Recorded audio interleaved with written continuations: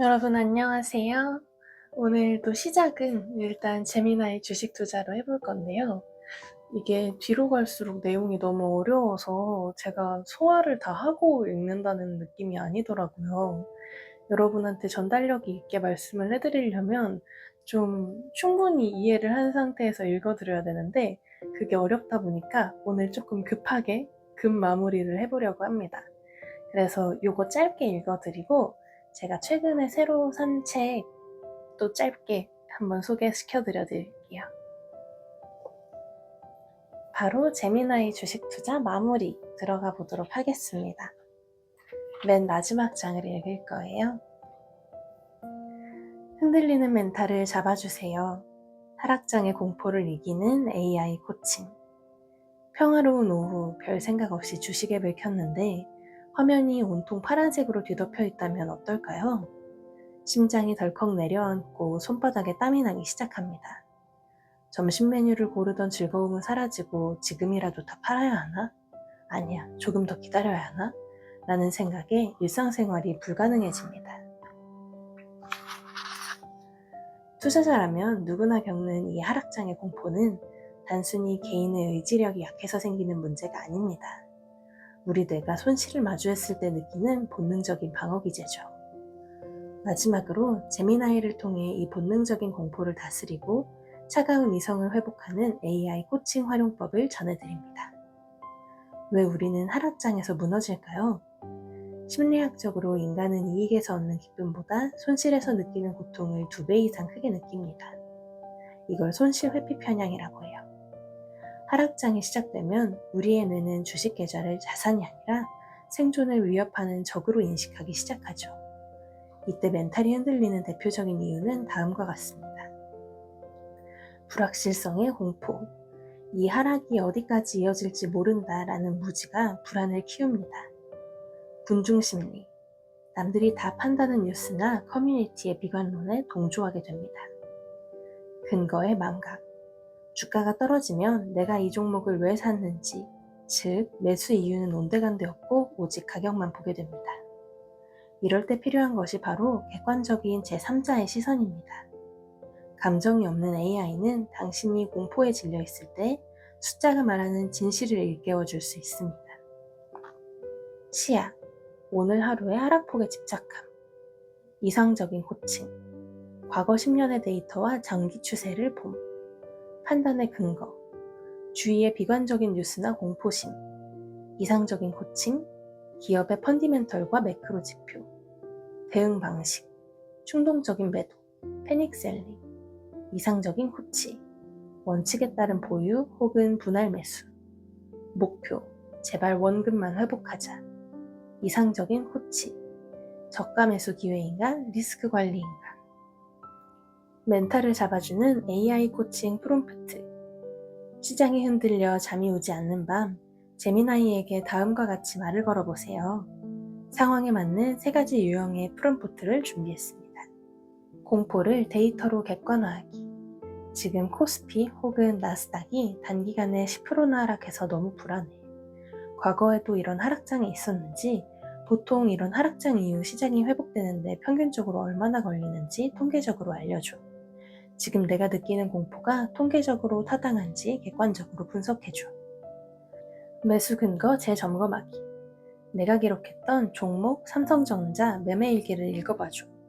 내가 살 때 적었던 실적 개선과 반도체 업황 턴어라운드라는 근거가 지금의 하락으로 인해 완전히 사라진 걸까? 아니면 단순히 시장 전체의 투매 현상일까? 전문가적 입장에서 냉정하게 분석해서 내가 보유를 지속해야 할 이유와 매도해야 할 시나리오를 각각 정리해줘. 멘탈 강화를 위한 학원 요청하기. 나는 지금 시장의 변동성 때문에 멘탈이 많이 흔들리고 있어. 워렌 버핏이나 찰리 먼거 같은 위대한 투자자들이 하락장에서 가졌던 마음가짐을 바탕으로 내가 지금 당장 실천할 수 있는 심리적인 지침 3가지를 따뜻하지만 단호한 어조로 말해줘. 하락장은 누구에게나 고통스럽지만 준비된 투자자에게는 부의 추월차선에 올라탈 기회가 됩니다. 그리고 그 준비의 핵심은 바로 기록입니다. 매매일기는 하락장의 한복판에서 내가 왜 이 주식을 샀는지를 증명해주는 가장 강력한 증거가 됩니다. 여기에 제미나이의 냉철한 분석이 더해진다면 여러분은 더 이상 시장의 소음에 흔들리지 않는 단단한 투자자로 거듭날 수 있습니다. 오늘 밤 파란색 계좌 때문에 마음이 무겁다면 제미나이를 켜고 마음속 깊은 불안을 털어놓으세요.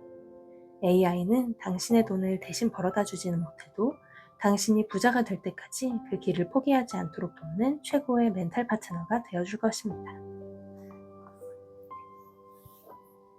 이렇게 해서 멘탈 관리까지 주식을 할 때 제미나이를 유용하게 활용할 수 있는 방법에 대해서 읽어봤어요. 사실 중간에 제가 읽지 않고 건너뛴 부분들이 꽤 많은데요. 이 부분들은 제가 스스로 읽어보면서 차근차근 공부를 좀 해보도록 하겠습니다. 저한테는 진도가 좀 빨랐던 것 같아요. 이 책은 인간선언이라고 하는 책이고요. 최근에 서울 코엑스에서 국제 도서전이 있었어요. 그 도서전의 대표 도서로 나왔던 책이에요. 여러분이랑 함께 시작해 보려고 합니다. 살짝만 읽어보도록 할게요.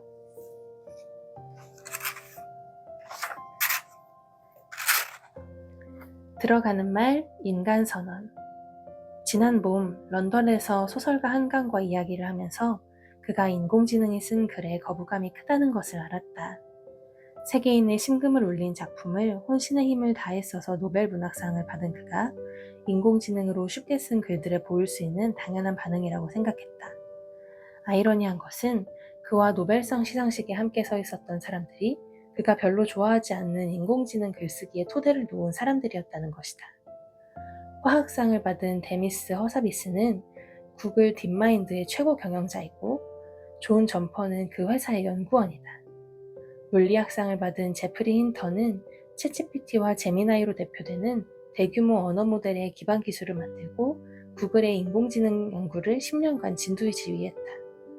데미스 허사비스는 체스 선수였던 어린 시절부터 가지고 있었던 일반 인공지능의 꿈을 향해 나아가고 있다. 현재 인공지능의 발전 속도를 보았을 때 그의 꿈이 생각보다 빨리 이루어질지도 모른다.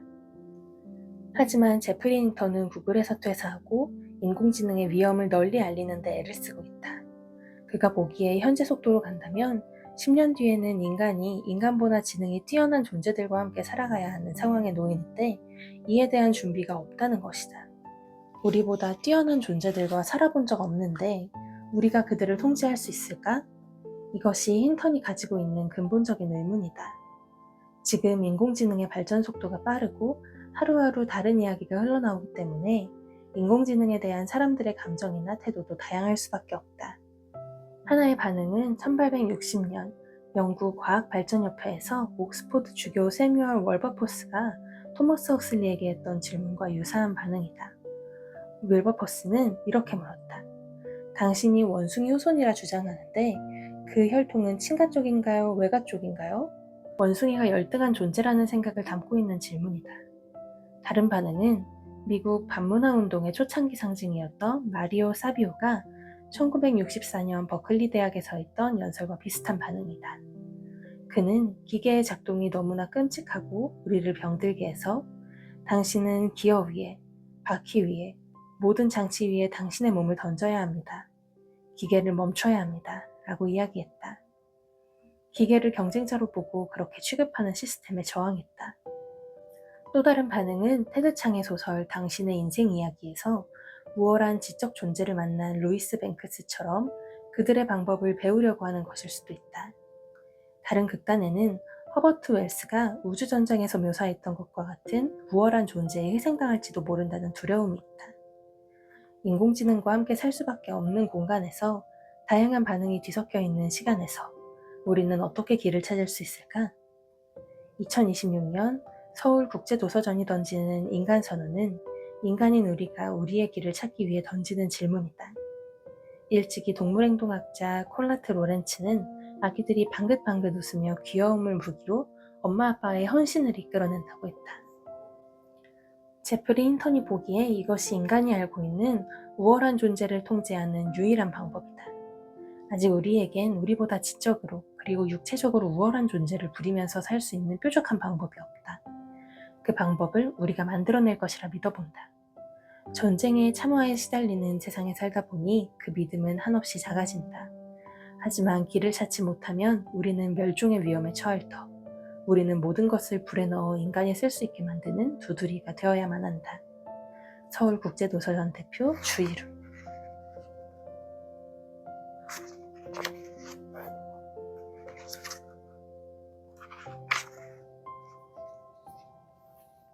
특별기고 김연수. AI 글쓰기의 세 가지 길. 2022년 서울국제도서전 주제글 작성 후기. 1. 들어가며 2025년 말 서울국제도서전 측으로부터 2026년 도서전 주제글을 작성에 참여하지 않겠느냐는 제안을 받았다. 그때는 아직 주제가 확정되지 않은 상태였지만 출판계의 인공지능, 이하 AI 활용이 뜨거운 감자로 떠오르는 상황에서 이 문제를 다뤄보고 싶다는 설명을 들었다. 2016년 3월 구글 딥마인드의 AI 알파고와 이세돌 구단의 딥마인드 챌린지 매치가 열린 지 10년이 지났다. 지난 10년은 알파고가 이세돌 구단에게 4승 1패로 승리하면서 시작된 AI 노래가 일상생활 전반으로 확산되는 과정이었다.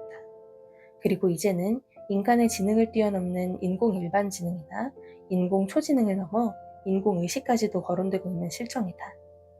이런 현실에서 우리의 고민은 깊어질 수밖에 없다. 현재 AI의 발전 속도는 이런 고민이 따라잡을 수 없을 정도로 빠르다. 게다가 강인공지능으로 정의되는 일반 인공지능이 등장하고 난 뒤에는 지금의 고민 자체가 무의미해질 수 있다. 그렇게 되면 고민의 과정 없이 인공 일반지능이 등장한 세계를 살아야 할지도 모르겠다. 이에 따라 26년 서울국제조사전은 한국의 옛 문헌에서 찾은 두둘이라는 도깨비를 AI 시대의 새로운 인간형으로 제시하며 인간선언이라는 역설적인 주제를 선택했다. 이 문제의식에 동의한 나는 AI와 함께 주제글을 작성하고 그 과정을 기록해 도서전 개막과 함께 공개하자는 제안에 응했다. 이 글은 그 기록이다. 이 글에서 다루는 범위는 작가인 내가 AI와 협력해 서울국제도서전의 주제글로 원고지 10매 정도의 짧은 글을 작성한 개인적 경험이다. 소설처럼 많은 시간과 노력이 들어가는 글이 아니기에 AI를 둘러싼 글쓰기 전반을 아우르기는 어려울 것이다. 또한 글쓰기에만 국한된 문제라 기획, 편집, 디자인, 번역, 독서 등 출판의 다양한 분야에서 제기될 문제에 대해서는 다루지 않았다. 이 글은 내가 썼다.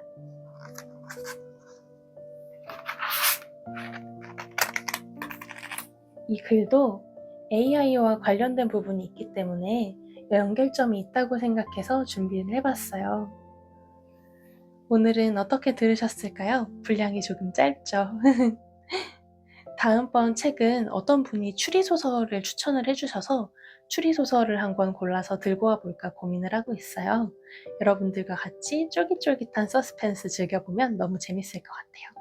어떤 책이 요새 인기가 있는지 제가 한번 찾아보고 가져와 보도록 할게요. 그럼 다음번에 만나요. 안녕.